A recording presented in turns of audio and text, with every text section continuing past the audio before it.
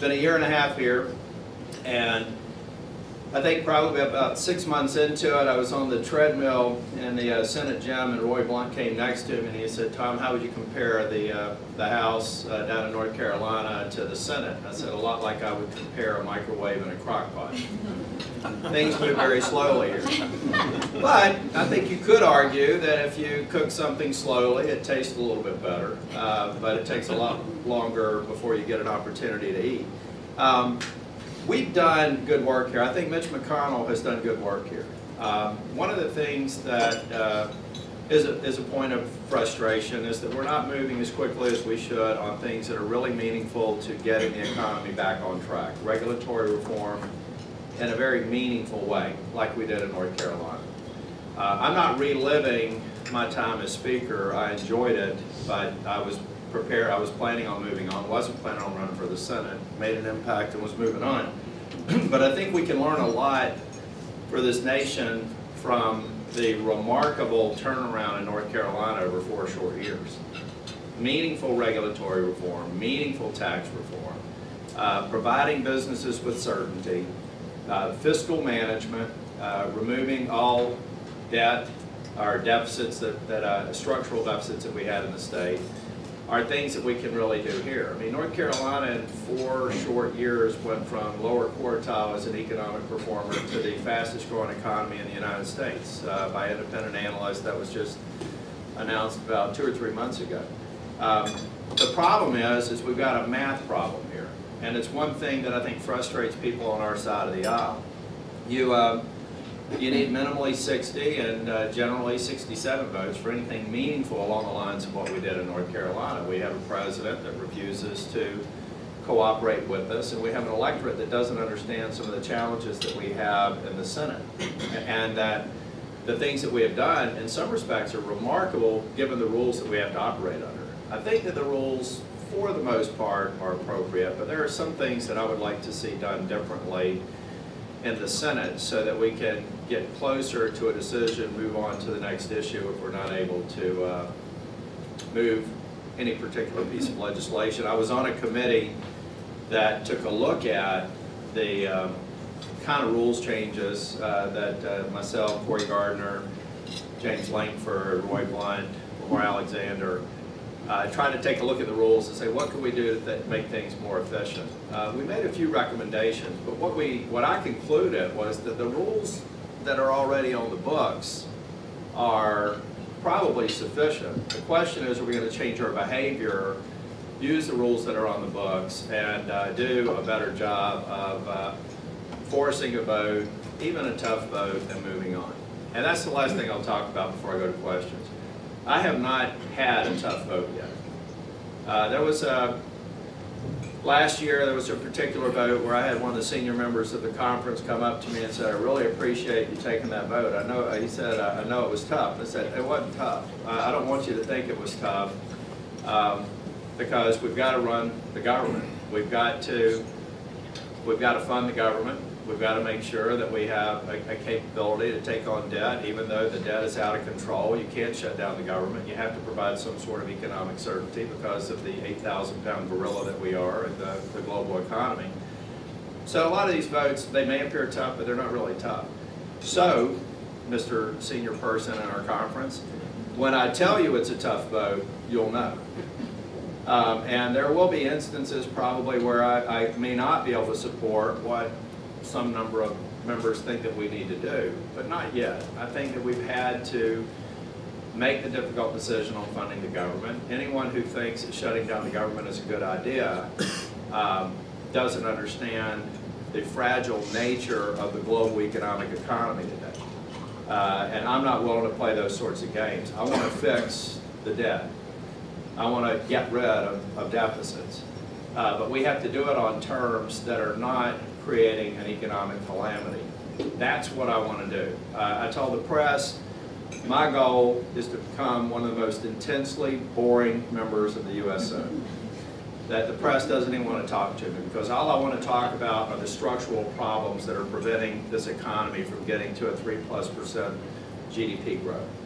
I want to talk about lean processes in the Department of Defense. I want to talk about a lean Department of Education that only checks for warning signs in the states where they may need to intervene versus being so controlling over state and local education units.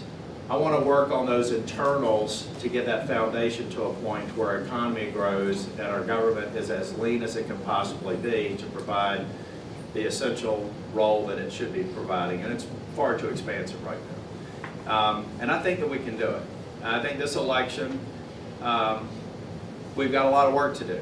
And when we get to Q&A, I'll be happy to talk about all that. But now, we need to make sure that we just stay focused on these operational things that we tend to talk about, but then chase the shiny objects and never really get down to the reform measures that make a long-term sustainable difference.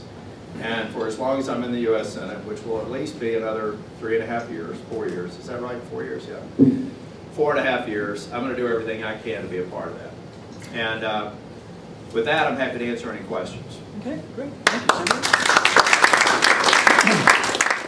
Senator, since you were so instructive in tax reform in North Carolina, yeah, and you want to focus on the things that aren't necessarily those shiny objects, one of the tough things we need to do, I think, certainly to try to get the economy going, is tax reform here for the U.S. Our code is super uncompetitive, makes companies like Honeywell and lots of others that operate all around the world at a huge disadvantage, but also domestically it's a mess. So what are your thoughts on when that can happen? Obviously this is an election year. What are your thoughts on the future of that? Well, for me, tax reform only makes sense if tax reform has to do at least one and ideally two things. One is it needs to provide some sort of certainty so that you can predict what your out-year obligations are going to be. The other one is that we reduce the tax burden. So not only provide the certainty, which by itself is helpful, but then reduce the tax burden. The first one, I think we can start doing now. The second one, we can't do until we have a credible strategy for reducing the debt. And so there's a side of me that says, you know, work on the things where you're not worrying from, and we did some of this by providing certainty, by making permanent some of the tax provisions at the end of last year, which incidentally was a pretty significant thing. But in order to reduce the tax burden, we've got to get the economy moving. And I don't think that it will be done largely through tax reform that reduces the tax burden because we simply don't have the money to return right now.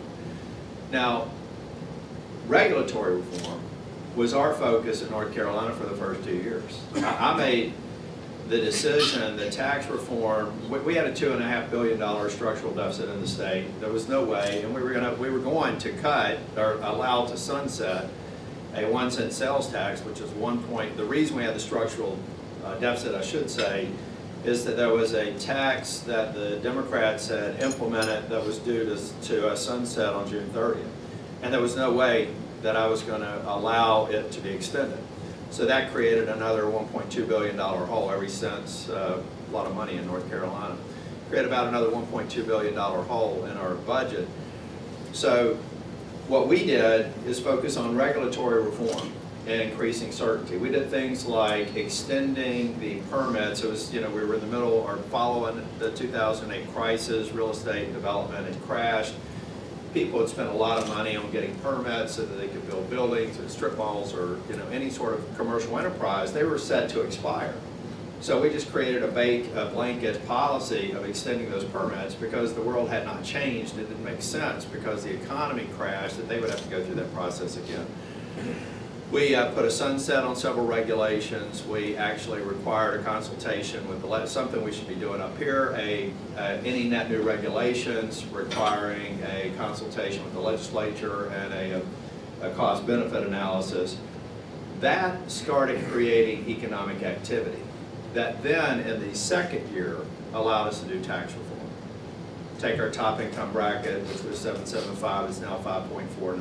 Corporate tax was 6.9, it's now 4, I think about to be 3, based on triggers that we set up on revenue streams from baseline operations. But that happened after we got economic activity going. So for me, it's how do we get the economic environment right so that the revenue moves up. And I think that it was Mike Kinsey who was talking about for every 1% of GDP growth, we get about 400 billion, I think that's right, roughly 400 billion in revenue. So 3% GDP growth gives us $1 trillion, and that's some walking around money. That at least gets us to a point to where we can start taking a look at funding some tax reform that provide additional economic stimulus and hopefully grow the economy more. I think that's how we have to go about doing it. Problem is, those will be tough votes, and they're votes that I've made before and I'm perfectly willing to make again. The other thing that we have to do is potentially fund tax reform through opening up entitlements, fixing entitlements, and bending the curve on spending on entitlements. You can't restructure your way out of an 18 or 19 trillion dollar debt by only dealing with 20% of the spending. And we have to have people that are courageous enough to do it. And I, for one, think that if you do it, there is time for people to see the benefit and for you to be able to deal with the interim politics of that sort of tough vote.